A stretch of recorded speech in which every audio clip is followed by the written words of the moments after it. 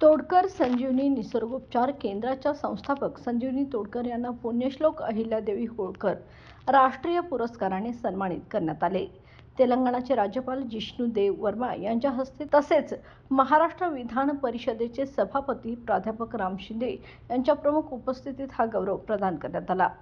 संजीवनी तोडकर यांनी निसर्गोपचाराच्या माध्यमातून आजवर 7 लाखांहून अधिक रुग्णांवर यशस्वी उपचार केले आहेत। कोणत्याही प्रकारची चिरफाड किंवा ऑपरेशन न करता कमी खर्चात उपचार उपलब्ध करून त्यांनी सामान्य जनतेच्या जीवनात आरोग्य आणि आनंदाचं हास्य फुलवलं आहे।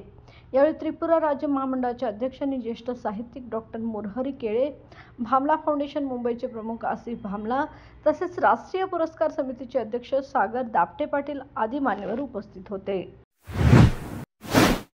बाळ, फ्रीजमधून श्रीखंड काढ ना। आम्ही पूर्वी घरीच बनवायचो श्रीखंड, त्याची चवच वेगळी होती। आता काय सगळं रेडीमेड। आजी, हे श्रीखंड खाऊन बघ। आज तुझ्या आईनं घरीच बनवलं की काय? हे आहे गोकुळचं श्रीखंड। अगदी जिभेवर रेंगाळणारं। जिभेवरच नाही तर मनावरही रेंगाळणारं। गोकुळ श्रीखंड, मनावर रेंगाळणारं।